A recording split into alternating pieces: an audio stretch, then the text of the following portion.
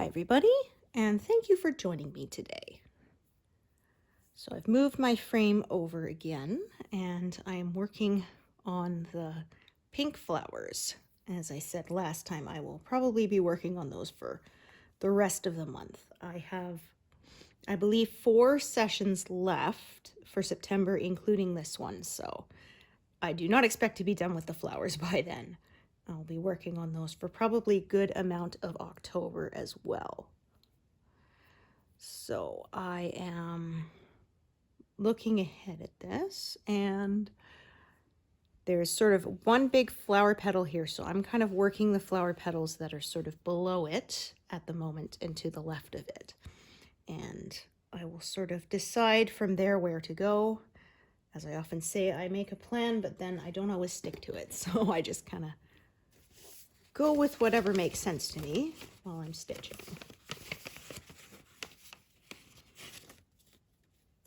All right, let's take a look. So today, I do not have to put my phone in do not disturb mode because it's actually at the store right now getting a new battery.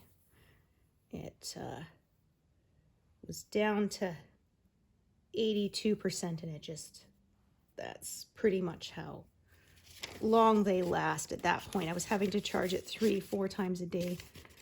I wouldn't even be using it and it would drain 20% just sitting next to me, and so it's done. But the actual phone itself works okay. So I'm having them replace the battery because that's cheaper than getting a whole new phone, especially since I got this one not too long ago, about 7 months ago. It's a refurbished older phone, but it works fine. I am not somebody who needs the absolute latest model of stuff. If it works, I am happy. So I saw, I think, ads recently that the iPhone 17 is coming out, which is wild. I had an iPhone 11 forever, and I finally upgraded it last time to a 14. So I'm always a fair bit behind, but like I say, I don't really care as long as it works.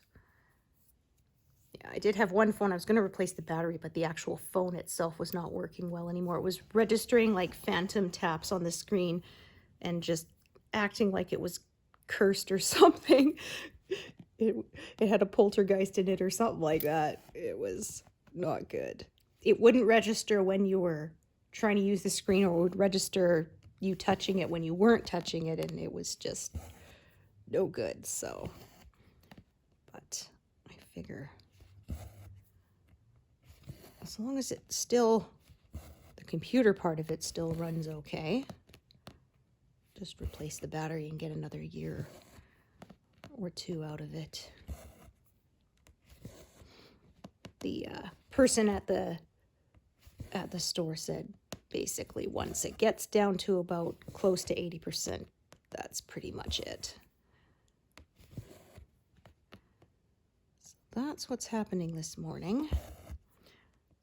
And they asked for a phone number to contact me, and I did give them my, I say landline, but technically it's actually an internet phone number now, but it was our landline number for many, many years.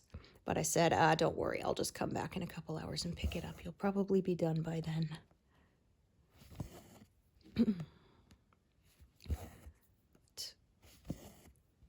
It feels weird to not have one right now. It's kind of funny because I'm old enough that I grew up in the generation before we really had internet. Dial-up came out when I was in high school, but we're so used to it now that it's very weird to not have one.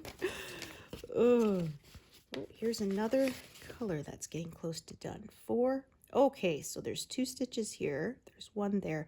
There's one a little further right, but it is in this pass. So this is one that I will get a 0 on at some point during this pass. Woohoo! That's always fun. It's always exciting. Or at least it is to me anyway. So, Downton Abbey has got a new movie out. They say it's their very last one. It's called the grand finale, but we'll see. How many times did they say something is done, and then it's not done? They finished the show and then they said, well, we'll maybe do one more movie. And I think this is the third one now that they've done. I loved that show. It was so good. I'm saying I may do a rewatch before I watch the final film. I'm not going to the theater for it. I'll wait till it comes out on DVD because I know I'm going to want to own it anyway. So it's funny, when I was a teenager, going to the movie theater was like one of our favorite things to do. But I haven't seen anything in theater. Oh, I'm thinking actually. What did I see? Oh, we watched the Super Mario Brothers movie in theater. And that was because my husband's coworker wanted to go. So he bought the tickets and we bought the food, the snacks. It all worked out. Before that, we went to see Twisters. And, but then the last one I had before that was I went to see Avengers Endgame in theater because I didn't want to wait for it to come out on DVD. Not after the way Infinity War ended. We didn't want to wait. Of course, you don't have to wait as long anymore for movies. I remember it used to be something would be in theaters for like 3-4 months, and then you would have to wait a year or more before it came out for home viewing. But now you can even order it at home if you have streaming service, smart TVs, that kind of thing.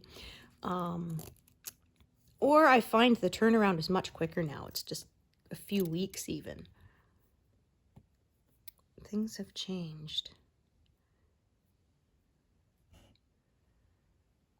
I remember too, like, I don't think they do dollar matinees anymore. Because that was one of the reasons my sister and I love to go to the theater so much, is Tuesdays or Thursdays, depending on the theater, you could go see a movie at midday for $1 a person. So I don't think any tickets are that cheap ever anymore. Now they're like $17 per person for the cheapest seats.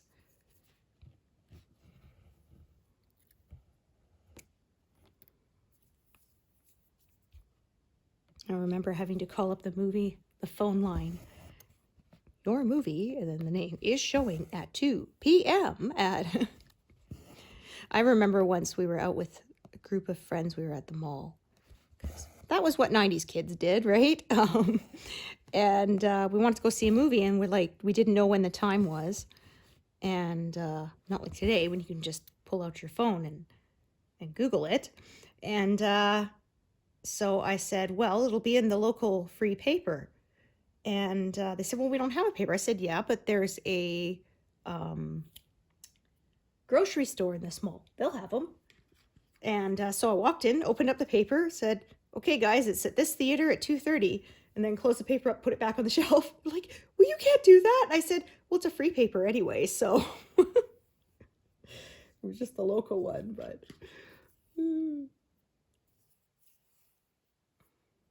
Because nobody wanted to spend a quarter to use the payphone to find out when the movie was on.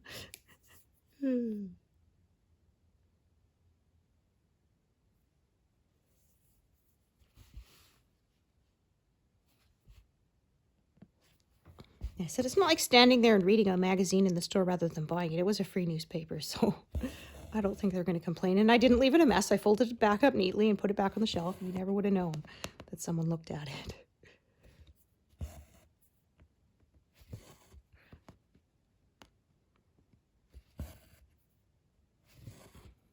Do people even pay for newspapers anymore?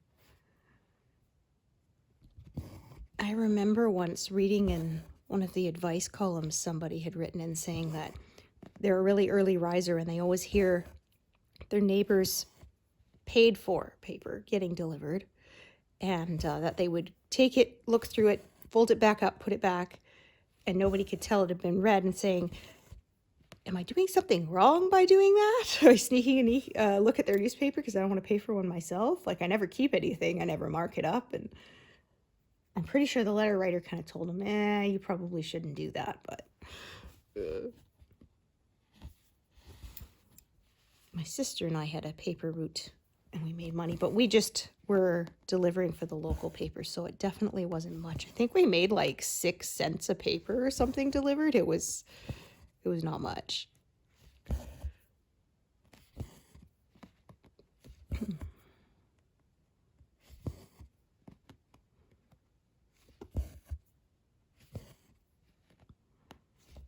So I'm kind of stitching right up to this area here because there's a big petal there. And so I'm kind of stitching the stuff that's around it and not that one itself for the moment anyway.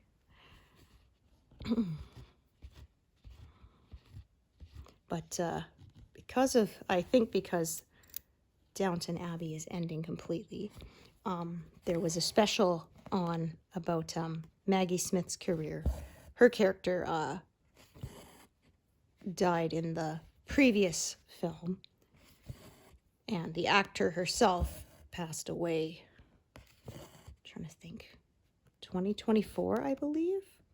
But she had an amazing career. She was so talented. And it was funny because they were talking with actors, of course, who had worked with her in Downton Abbey. And one of them said the director gave them an instruction that you should act as if you're in the middle of the conversation while the camera's rolling until it gets to the actual part. And so they said, oh, yeah, we can do that. And then she says they're sitting there, and Maggie Smith, she kind of leans over and goes, pardon? And then the actor is like, put on the spot because they had to think of something they supposedly said that her character hadn't heard. But there was Hugh Bonneville saying he played Lord Grantham in the series. And he said he vividly remembers a day he was sitting there with Maggie Smith and Shirley MacLaine talking about having worked with Laurence Olivier. Just like, oh my gosh, how am I sharing a stage with these people, these legends? I am not worthy. I first saw Maggie Smith in Sister Act, which was starring Whoopi Goldberg, who plays a witness in witness protection who has to go undercover as a nun, and she's a Las Vegas lounge singer, so kind of the opposite of a nun, right?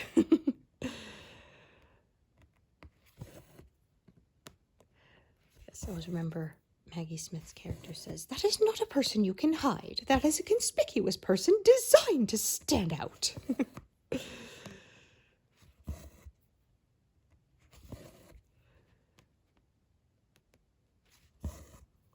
And she was in, I think it was 1994. They did an adaptation of The Secret Garden. She was Mrs. Medlock, of course.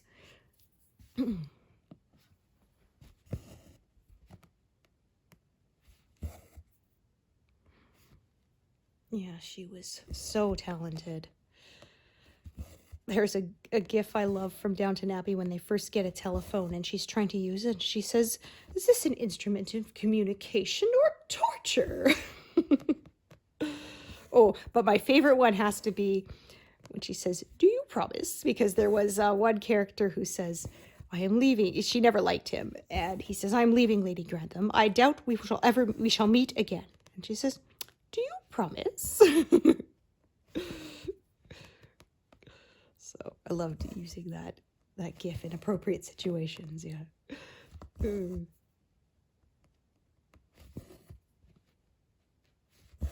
Because she never did want to see him again.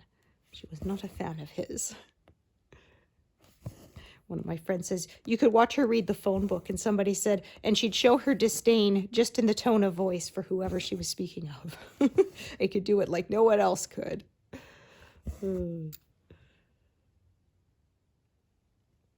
She got her start on the stage.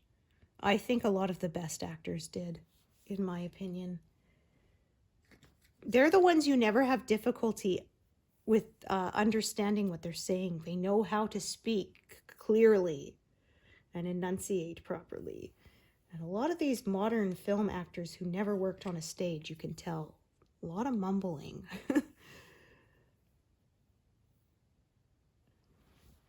And it's not my hearing, because I had that tested recently. Well, not too recently, a couple of years ago, and they said it was above average. And I said, the older stuff I have no trouble, but they said sound mixing is getting worse these days. There's more tracks, and they just tell people to fix things in post-production, which sometimes can't be. And they have to do their best with what they've got, but...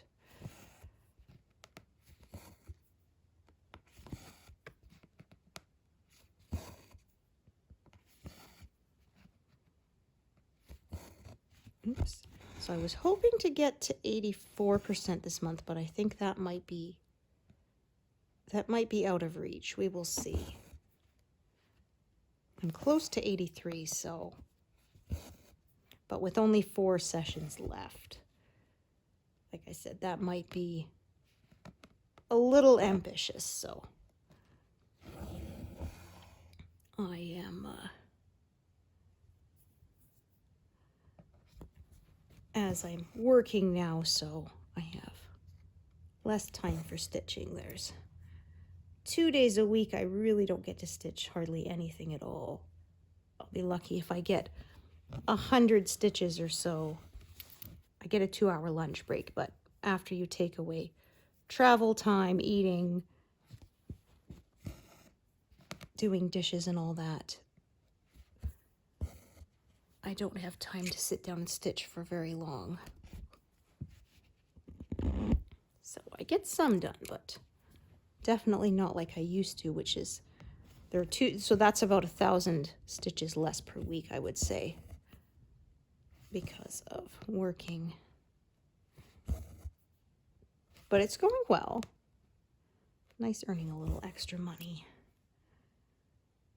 So I mentioned, I think last time, we were having to deal with where we live, radon gas comes up out of the ground and can get into your basement, and it's not good for you. So we were looking at, you can get they drill a small hole in your foundation. It makes make a little gravel pit, and then you have a pipe or whatever to vent outside and kind of suck it out. And at least that's how it was explained to me. Well, my husband looked into it, and they want to charge like $5,000 to $10,000 to do that.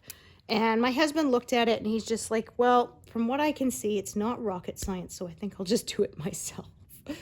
It'll be only a few $100, and he's pretty handy, so I'm not worried about it. He did a lot of our roof. We did hire a company, but he did a lot of it himself. He put in our furnace by himself, no problem. That kind of thing. He's done so many renos on the house. He's the one that all our friends call when they need something fixed. One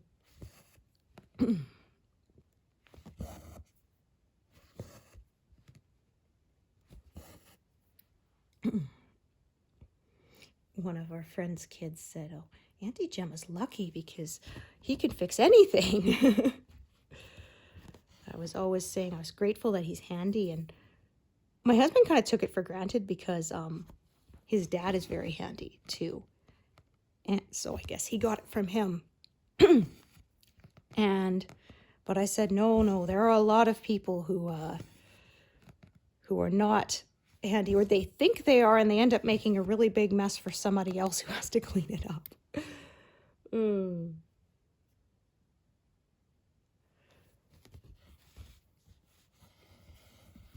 My husband watched Canada's Worst Handyman for a while. It was on the Discovery Channel. I don't know if it's still around, but oh my gosh. I mean, I'm sure some of it is staged for views, but holy cow. I mean, I think there really are people who are that bad at it. They would even give you an overview of how to do it, and people would still completely mess it up. Thinking, well, I mean, if I tried to do it, I'd probably mess it up. So that's why I don't even attempt it. I know my limitations.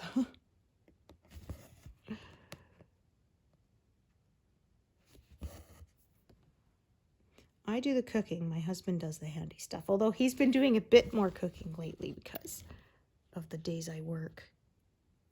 So, although at least one day a week we just have burgers, which are frozen, and you just throw them on the grill. I got the little indoor grill panini press kind of thing, and so that's super easy. We just do that.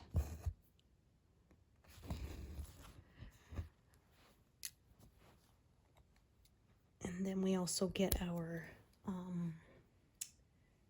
meal subscription kit, and I said, like, those have recipe card with step-by-step instructions and pictures and everything. So I said, I'm sure you can handle it, which he has done, because I said they're made to be like for beginners, can manage it.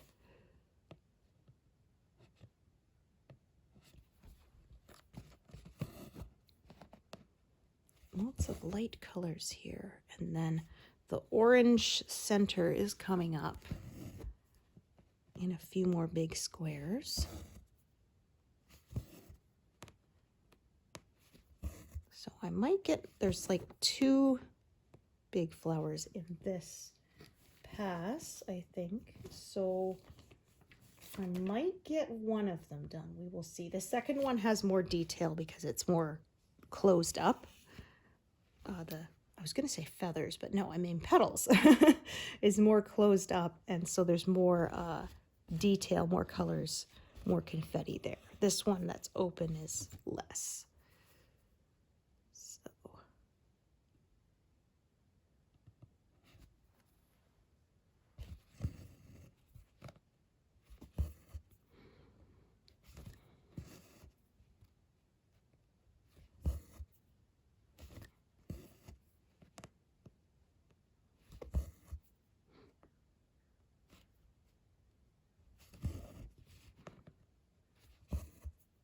So it was funny though, saying they're doing the look back on Downton Abbey, and the guy who played Carson, the butler, he said someone approached him in like a restaurant or something and said, "Oh, my wife loves that show you're on."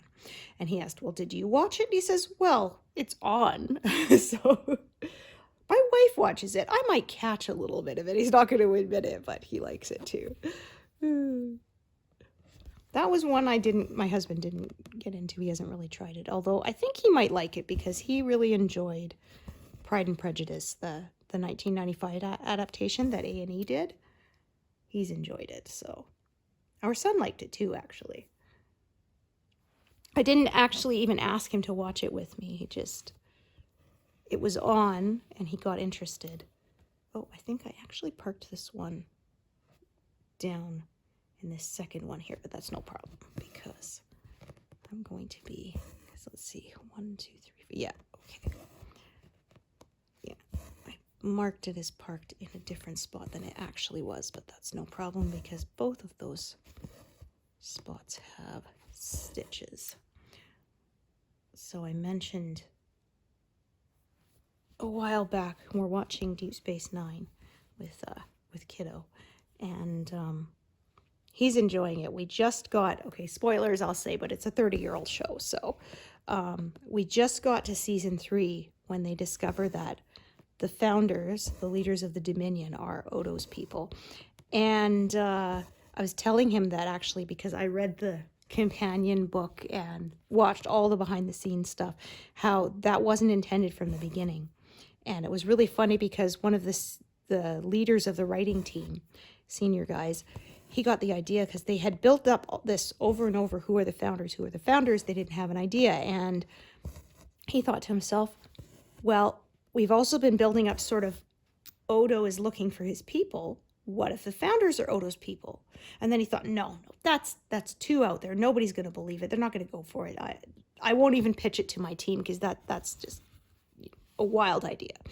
And so anyway, he says, then 2 of his writing staff come up to him and they said, okay, we have this really crazy idea. We're not sure what you're going to think of it, but what if the founders were Odo's people? And I was like, okay, I guess that's what we're going with. So, and I said, you watch it now, they've done it very, very well that you wouldn't know it was not intended all along. They really just went by the seat of their pants in those, which is why sometimes there's continuity errors. But for the most part, they did pretty well, I thought, at blending things together that you might have not thought would work. It was similar, they said, in Star Trek The Next Generation, the two-parter where Picard gets captured by the Borg and made into one of them. And that was the end of season 3.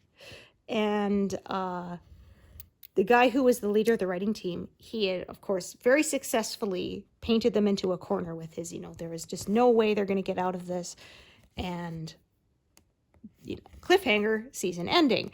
And he thought because his contract was up. And he figured, well, not my problem. You guys could figure it out. And then they came to him and they said, we really like your work. We want you to stay. They offered him a whole bunch more money. So he signed a contract to come on. That was like, oh, no. Well, now it is my problem. He thought he left a mess for someone else to clean up, but now he had to clean it up. So, oh, dear.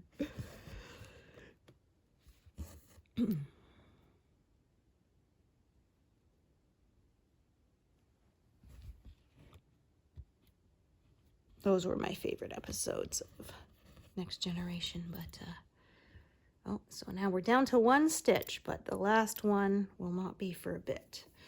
This one, yeah, is in this area, but I won't be getting it to it today. It's over to the right by a couple big squares. There was a little bit of a knot on this one, but it was small enough that I could kind of get away with it, so that's what I did. I'll cut it out now once I tie off this thread.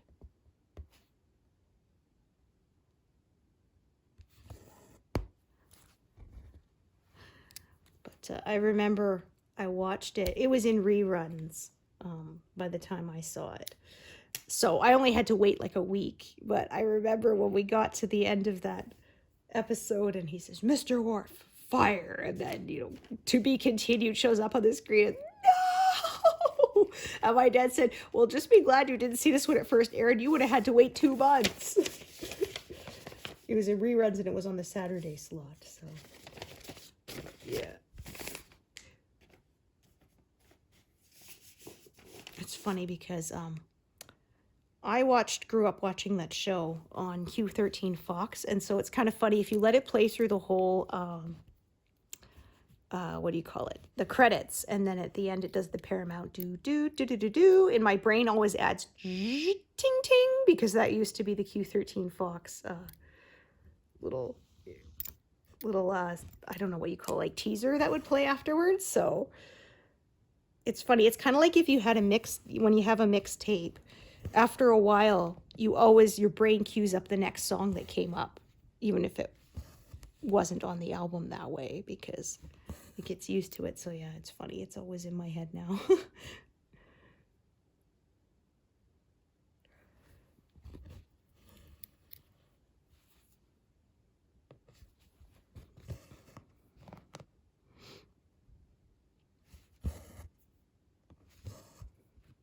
But we watched that one, and we watched one episode a night with our son, and because that's all that he wants to watch with us is one episode, then he wants to go play on his computer. So anyway, that night we had that one, and I said, so do you want to watch the next one, or are you okay waiting until tomorrow? He says, I can wait till tomorrow. I'm like, wow. I said, I failed as a nerd parent.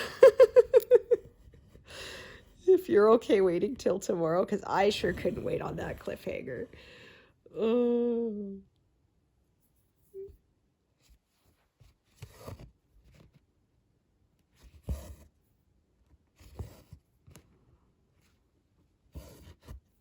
So like I said, with my phone at the shop being replaced, I figured I'll sit here and make a video for you all. Then I won't be missing it so much because I'll be busy stitching.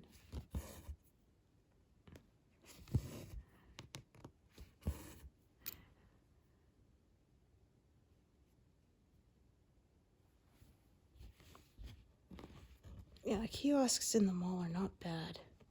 because I went to the actual Telus store once when I broke my phone screen, and they wanted to send it all the way to Apple to fix it, and it'd be gone for like, I wouldn't have it for like a week. And I'm just like, yeah, all my appointments are on there. I can't be without my phone for a week. So I went to the kiosk and they're like, sure, $80, come back in an hour. And they fixed it.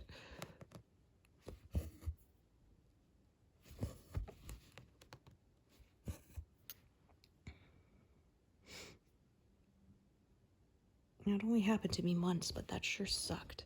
It was, I had it in my pocket, and I was listening to something with my headphones, and I'm old school, so they were corded headphones, and the cord caught on the corner of my desk and then pulled the phone out of my pocket and slammed on the floor, and the screen broke.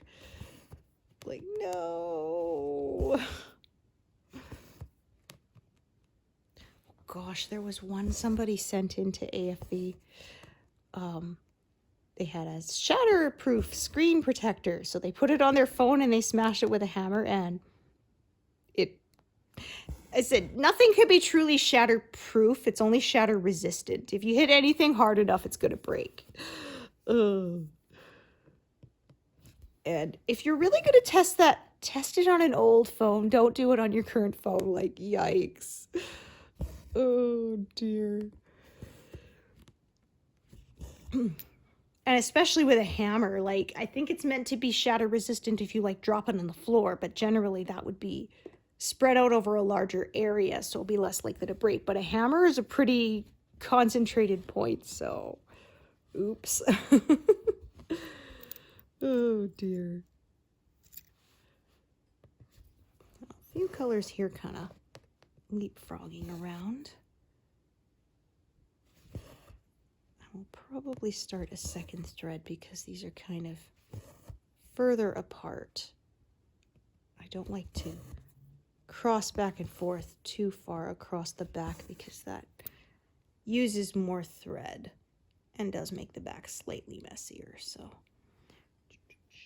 let's see, do I have this one out? I don't think so.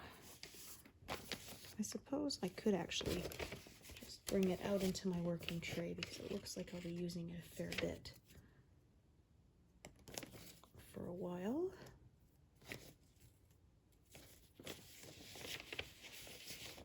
Getting closer to the end of this color though.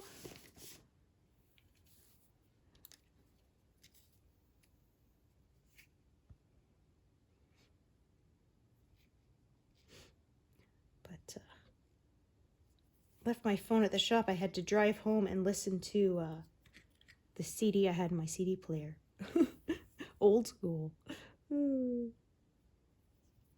It's an old one too. It was a mixed one I made off of my iTunes, and so it's actually worn out in some of there's the sound drops in some bits because those rewritable CDs were not as good as the factory printed ones, so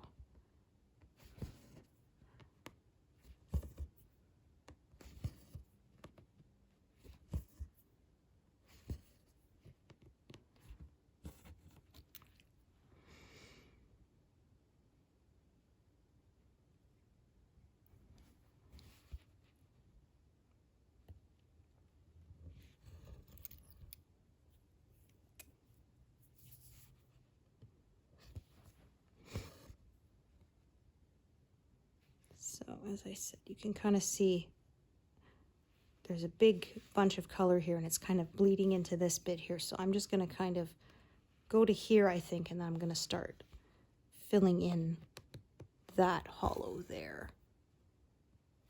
And kind of just work, the orange is coming, I'm going to kind of work around the orange, then I'll probably come from the top and then do the orange is my rough plan. We will see, like I say, what I decide as I go.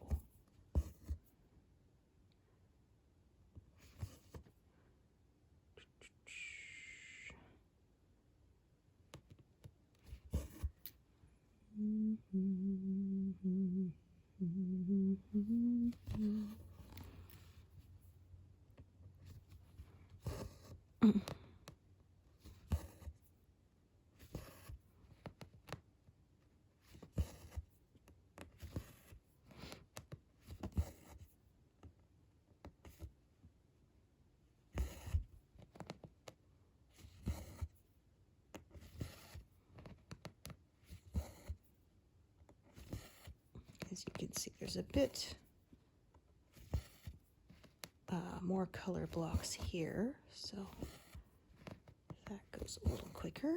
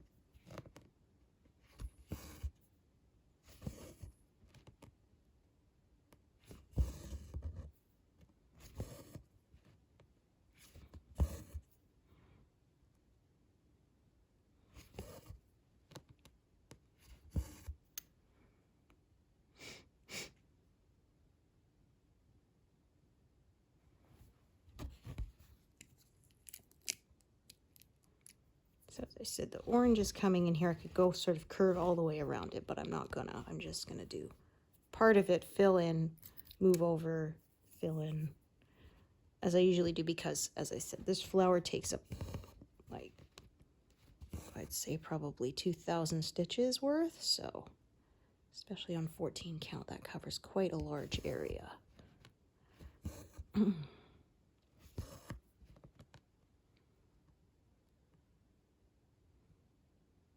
Goodness, you gonna be like that?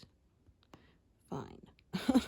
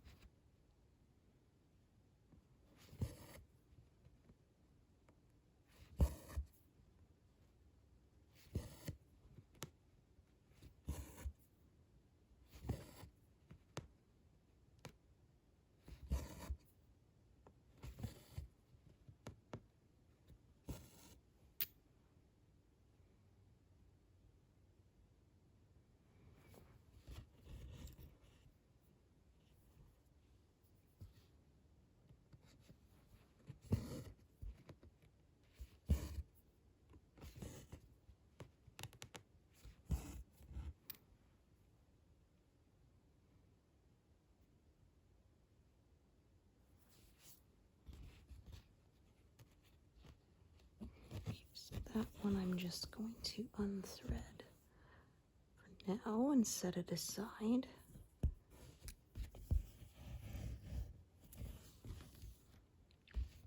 This is one reason why I like to sort of divide where I'm working, because I say otherwise I end up with so many threads it starts to get a little tougher to keep them straight, or at least to keep them from tangling. I hardly ever mix up my colors because I always park in the same place, which is the upper right where I will next use it. And also, once I've worked with the colors for a long time, I can kind of tell what color is which color is what, so.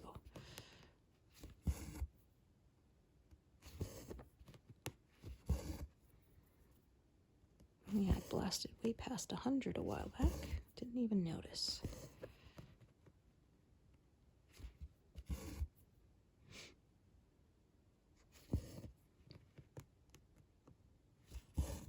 So it would be kind of cool if I could reach to there being 50,000 left. That's it.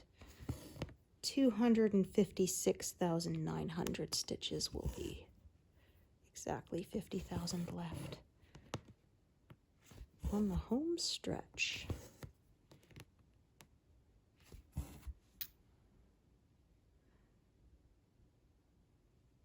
Okay, do this one.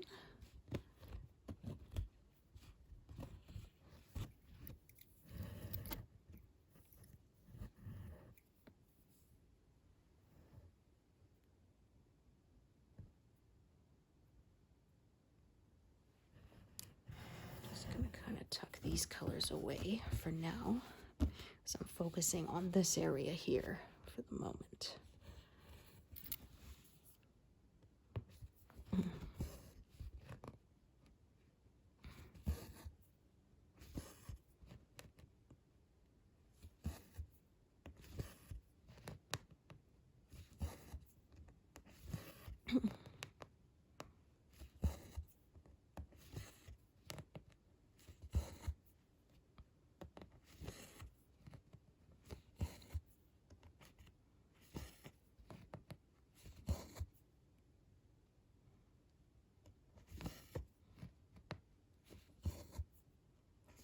We'll just kind of cut off there, kind of drifted off in that area, I like to kind of say, and I will add to it later.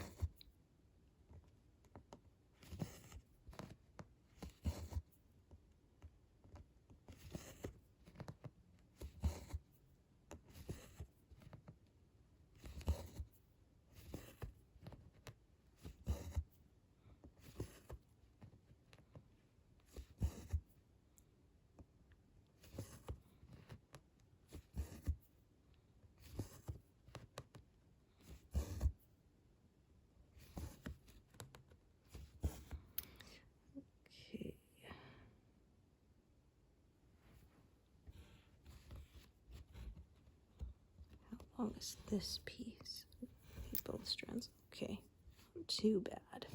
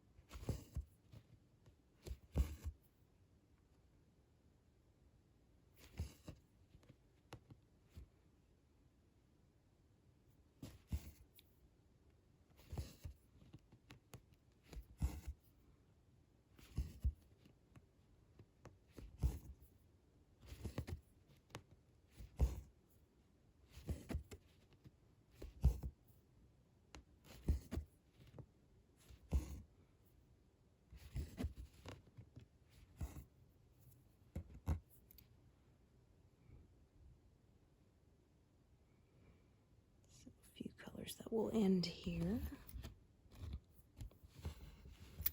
Or at least park away from this working area for now.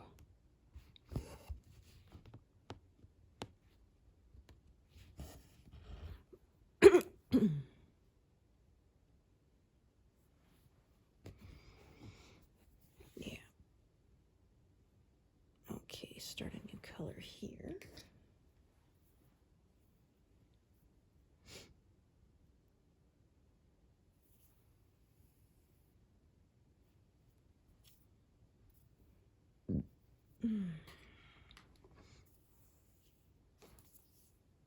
So I was talking about Star Trek earlier. They announced that they've renewed Strange New Worlds for 2 more seasons, but that will be it, and I am sad. In the opening credits, they say it's 5-year mission. And I said, oh, so that means they'll probably only get 5 seasons. And I was hoping it was wrong. I was hoping they were going to do something like they did with MASH, where like the Korean War only lasted 3 years, but the show lasted 11. Or that 70s show was 1979 for like 4 years at the end, but nope. And there's only 10 episodes this season, so I am sad it's not going to go on for longer because I've been really enjoying it. First I heard about it, I thought, not another freaking prequel, but it's good. It's very different from Discovery. Discovery was more serialized and much darker, I find, in tone. And Strange New Worlds has a much more next generation feel about it. So there's room for both, I think. But I'm sad. Like I said, Lower Decks ended. I was sad about that because that only went for 5 seasons. And I mean, I get wanting to end things before they get blah and repetitive, but things just don't last long enough for me anymore. I miss that. Like, we were willing to suspend disbelief in places in MASH or that 70s show and stuff to keep the show going, but I guess they're not willing to do that.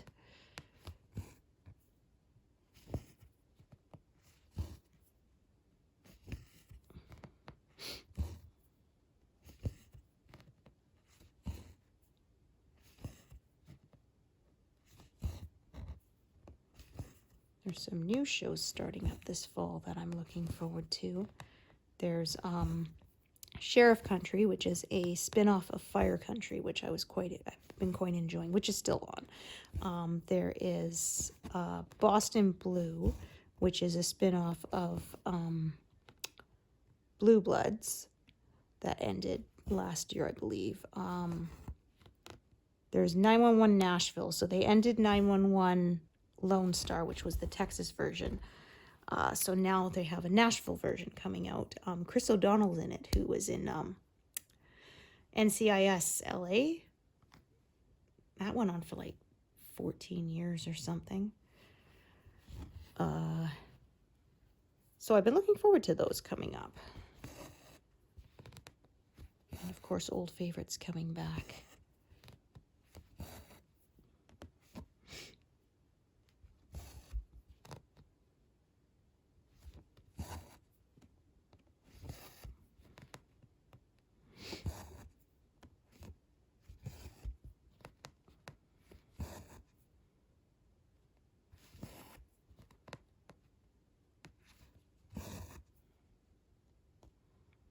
So I'll probably work this out to here and then, like I said, work around what's going to be the orange center, but I'm not going to actually work the center yet. I'll get to that later.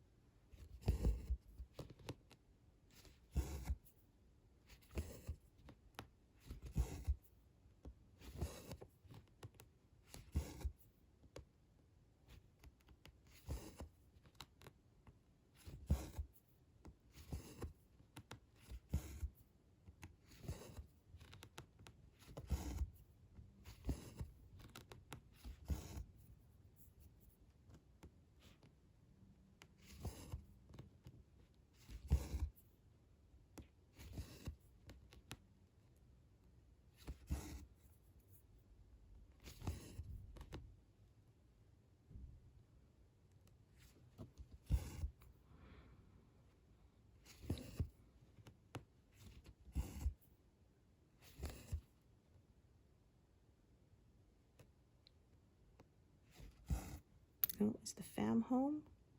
That sounds like they might be, so I might be signing off pretty quick here. Yeah, so thanks for joining me today, and I hope to see you here next time. Thanks, everyone. Bye.